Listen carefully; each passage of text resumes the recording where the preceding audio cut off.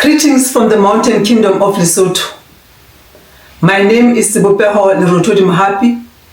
I'm a teacher by profession, an entrepreneur by virtue of birth, a Pan-Africanist, an author, NLP practitioner, and life coach. Today our topic is Africa let go of foreign aid, wrapped up in CCC. Africa innovate and evolve. What does CCC stands for?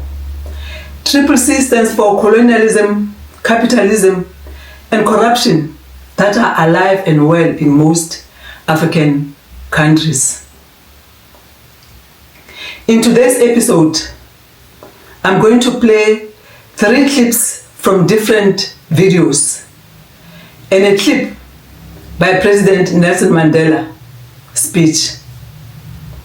All the clips indicate that the withdrawal of foreign aid is the most honorable act President Donald Trump has ever done for the continent of Africa. Congratulations, President Donald Trump, for this massive wake-up call to Africa. My condolences to families and communities affected by this sudden act. It is such a pity that COVID-19 wasn't a lesson enough to most African leaders, and that they never learned from the 2 profound African proverbs. 1, Mpempe iyalapisa, motho o kgonwa ke santlo ya hae, literally meaning begging leads you to perpetual poverty. Better capitalize on what you have. The second one, sethoto se hlalefiswa ke ho utlwa bohloko, literally meaning it is through pain that wisdom is derived. For over half a century, Africa is still in constant slumber under what colonizers call democracy, independence, and foreign aid dependency. Africa, the time is now for you to wake up and find yourself. It is such an abomination to Mother Africa to be said to be the poorest continent, regardless of her abundance of land, her various mineral resources in plenty. Africa, wake up and follow suit to our youngest president in Africa, President Ibrahim Traore, regarding the following: showcasing commitment in financial independence, self-reliance, curbing corruption, cutting down on ministerial team, industrial and economic revolution, but most importantly, refusing foreign aid at all cost. Most importantly, refusing foreign aid at all cost. That is my president. I salute you, President Ibrahim Traore, for having taken the lead to showcase that Africa doesn't need the world to thrive. Instead, the world needs Africa to thrive. Africa, wake up. Our Moses, President Ibrahim Traore, has shown us the way. What more do we need except to follow suit on what Burkina Faso is doing and make Africa great again? May God bless you, President Ibrahim Traore, and give you more wisdom. My gratitude to Mali and Niger for standing shoulder to shoulder with Burkina Faso and the many African countries that are in the pipeline to follow suit. I wish to thank you in advance. The first video that we are going to play is entitled 6 Ways the West Use to Keep Africa Poor and Underdeveloped by Dr. Howard Nicholson. Therefore, has to be kept poor. Africa, historically, sub-Saharan Africa, has been fundamental to the global prosperity of the advanced countries. Okay, and Africa had a role to play. It has a role as a raw material producer. We will not allow sub-Saharan Africa to escape that. Okay, we do everything to keep sub-Saharan Africa where it is, also impoverished. It's absolutely vital for the prosperity of everyone else. Fellow Africans, you have heard the undeniable truth, not conspiracy or theory, but the lived reality of our continent. We are not poor by accident, but by design. And those who benefit from our natural resources have made sure that we don't rise beyond dependency. But here is the truth. The truth is we've got all the power to change the situation.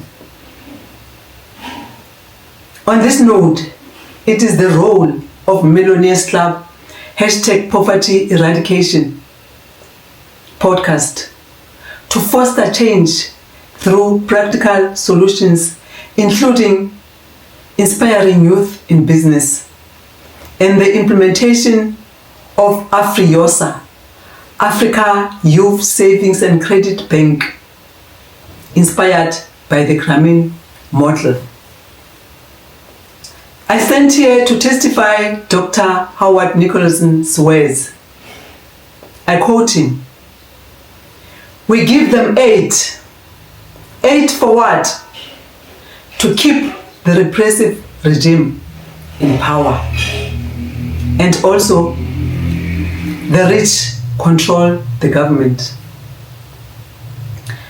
I am a survivor of colonialism, capitalism, and corruption in my country, Lesotho.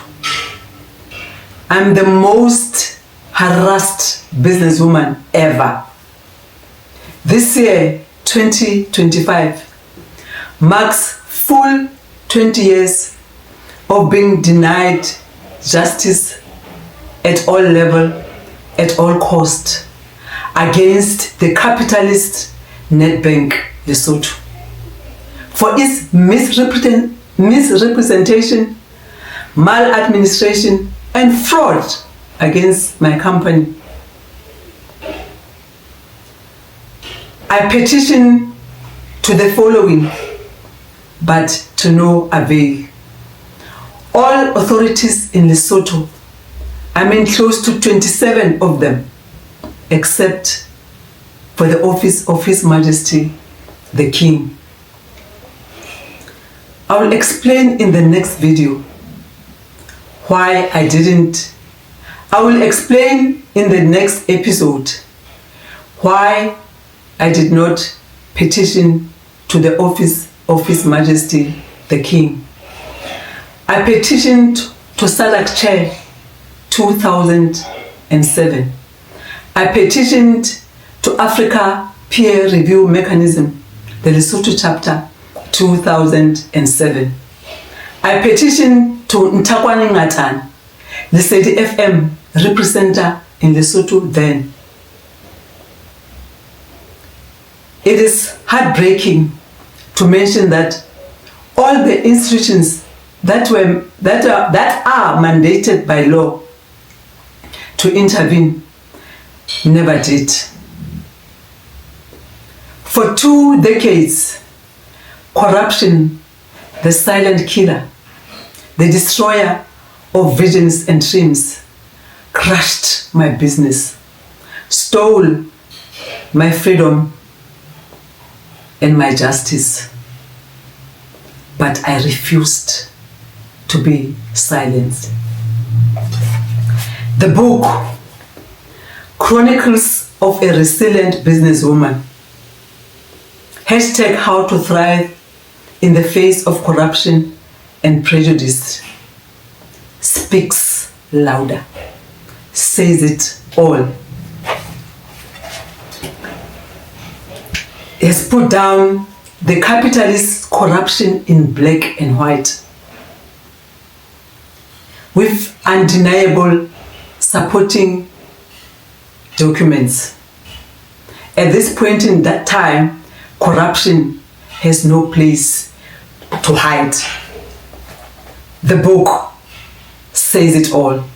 The book speaks louder. For 2 decades, I've lived in a fate worse than imprisonment. Unlike President Nelson Mandela,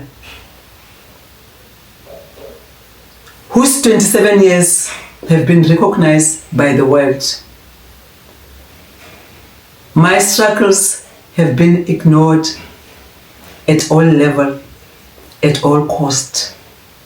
Worse by the SADC chair 2007 and the whole African peer review mechanism, the Lesotho chapter 2007. The very institutions that are meant to promote good governance and human rights. This is not just my story. This is Africa's story. A continent rich in mineral resources, but shackled by foreign aid, wrapped up in deception. Our leaders sell our future for temporary gain, while youth remain jobless, business are being destroyed, and justice is reserved for the highest bidder.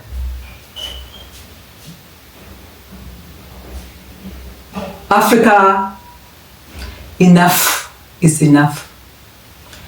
Africa, arise and take control of your destiny. Africa, demand true economic liberation. My question is, but why have I been denied justice at all levels, at all cost? Dr. Howard Nicholson has explained, the rich control the government. Seriously, that has to come to a gentle stop soonest.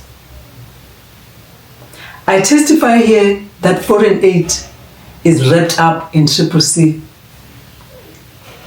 At one time, Mr. Moleleki, as a minister in Lesotho, once said publicly on media, Rebisa 8, Re-leqetse, Re-tlhakole molomo, ha e fedile, Rebisa hape, Re-leqetse, Re-tlhakole molomo. Literally meaning, we call for foreign aid as the government and use it for our own benefit. He said it publicly. To prove what Minister Moleleki said, after the Lesotho 1998 political lootings, foreign aid was given. Foreign aid was given to the LCD government, Lesotho Congress for Democracy. But as the minister had said, we call aid and use it for our own benefit. 17 of us affected entrepreneurs were never compensated to date. We wrote and signed a petition, the 17 of us, to the Prime Minister, but to no avail. to date. But foreign aid was called in our name.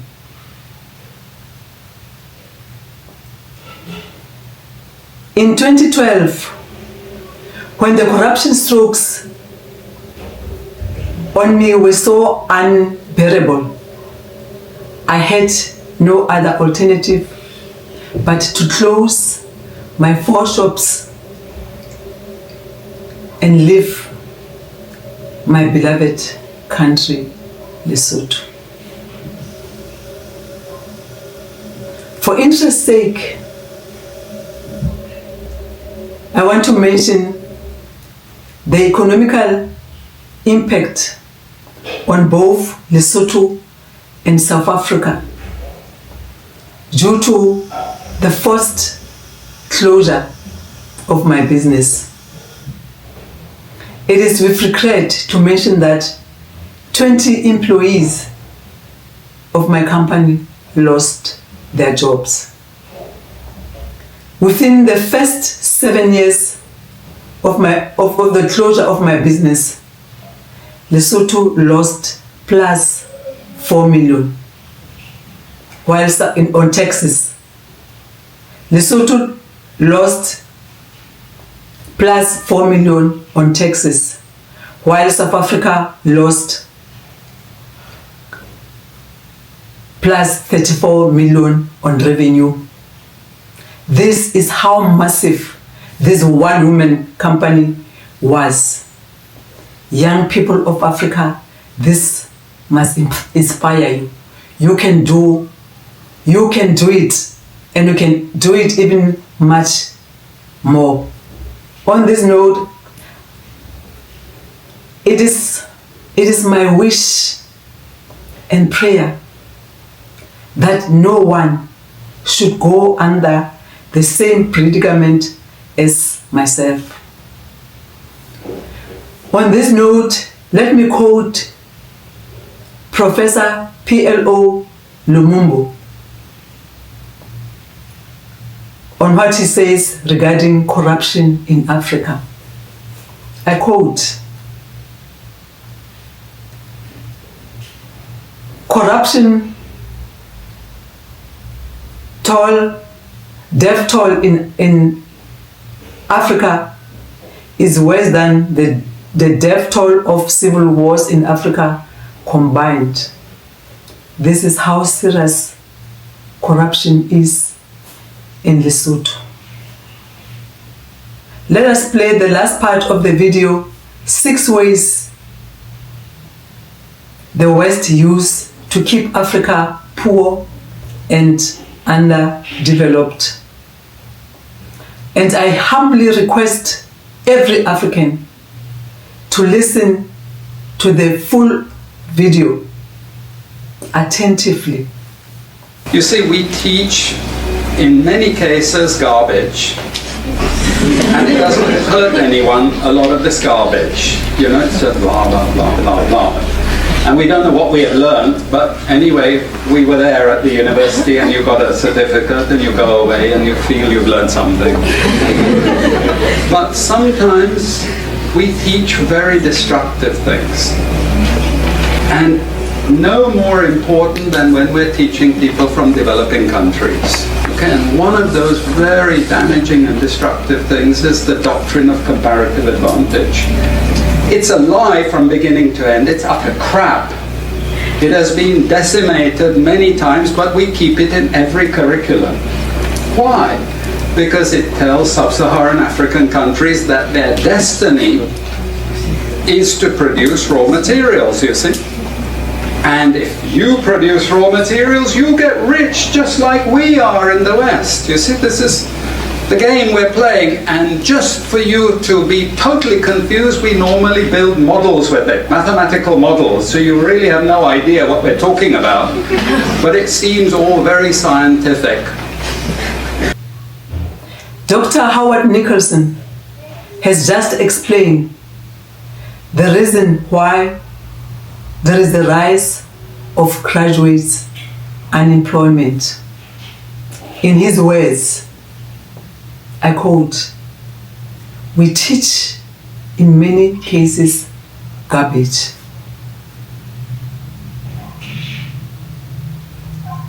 In response to Dr. Howard Nicholson's words, we teach in many cases garbage.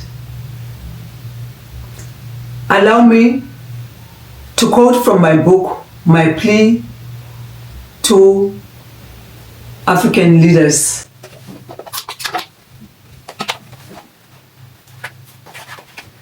According to me, our national curriculum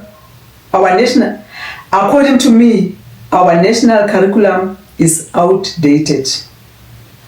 If the curriculum was still viable, how come we have lots of graduates who are jobless? And why are practical subjects like agriculture, woodwork, home economics, and the like being abolished in many African high schools and tertiaries? How are we going to produce our own professional manufacturers, professional farmers, and the like? On this note, I humbly request African ministers of education to revisit the curriculum so that it is in alignment with the interest, passion, and skills of our children as early as crèche and primary level. The next video is Dr. Arikana spoke too boldly. Global disruption, not a bad thing. I completely agree with you, Dr. Arikana Chiwambori-Kwao. What President Donald Trump has done is the most honorable act ever. It's an excellent wake-up call to Africa. Allow me also to quote in my book where I talked about Dr. Arikana Chiwambori-Kwao.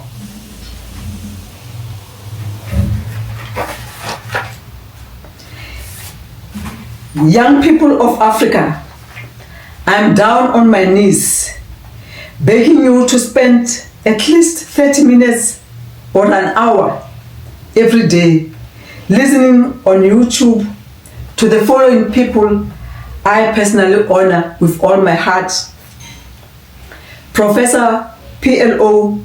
Lumumba, Dr. Arikana Chiwambori-Kwao, Dr. Miles Monroe, and Vusi Tempawai, and many others. I promise you, you won't regret. The last video is my favorite.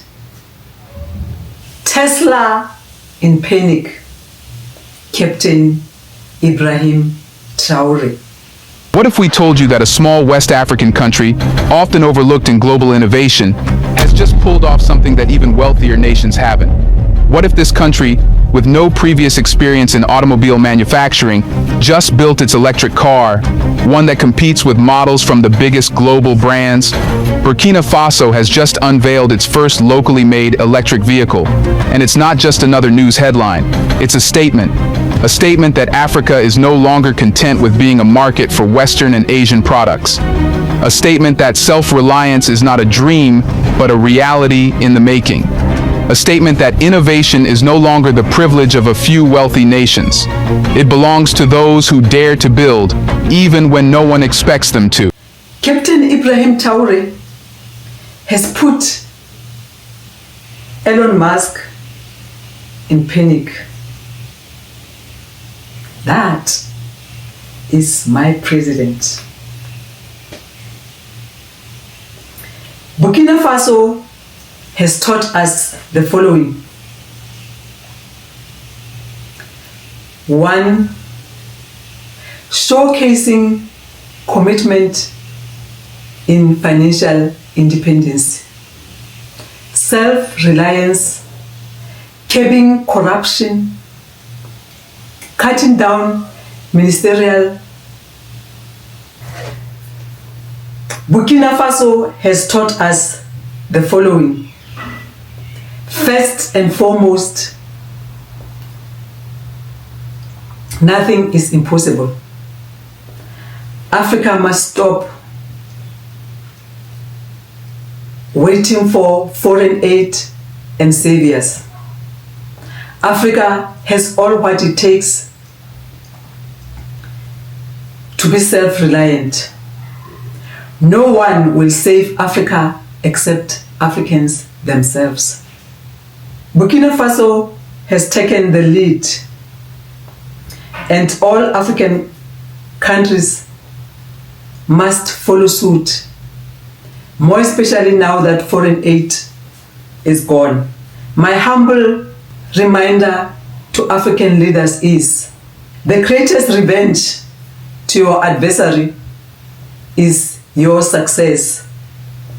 On this note, please make President Donald Trump feel that greatest revenge soonest, simply by following the footsteps of Burkina Faso in all aspects. Let me remind you, my fellow Africans, that determination, innovation, and physical strength runs naturally in our blood streams. Cherry on top being God so loved Africa that he blessed her with variety of natural resources in plenty. In conclusion, let us remember the powerful words of President Nelson Mandela.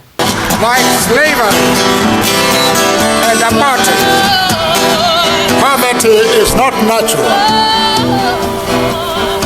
It is man-made, and it can be overcome and eradicated by the actions of human beings. Poverty is not natural. It is man-made and can be eradicated. How? By our actions. Thus says President Nelson Mandela. May his soul rest in peace. This is not just a statement. It's a call to action.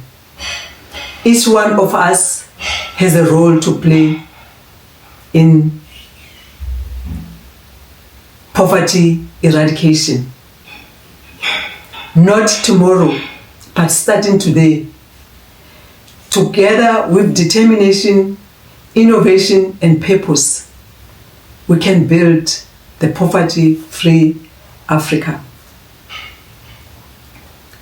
Please keep striving, keep building, and always remember, #poverty eradication starts with all of us. Let me round off my speech by elaborating on 2 good-to-go business ideas and their alternative action steps. 1. Women Stokvels. Congratulations, women of Africa. Through your Stokvel initiatives, all your relatives have been buried with dignity. Stokvel play a significant role in Africa's informal economy. Ladies, now it is time to formalize the informal Stokvels. Ladies graduate and evolve into formal financial entities like undertakers, women's bank, clothing manufacturers, and insurance companies. Take it from me, my dear sisters, you qualify to involve to the above mentioned entities.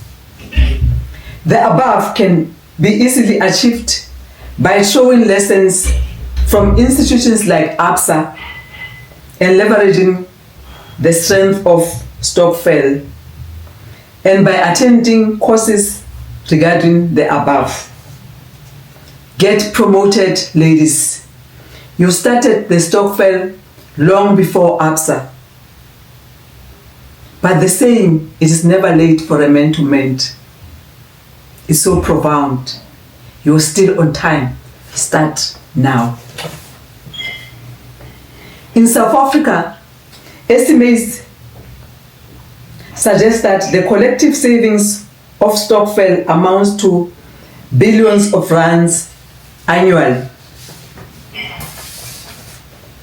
My dear sister, my dear sisters, this is more than enough security for you to establish your own banks and your own insurance companies.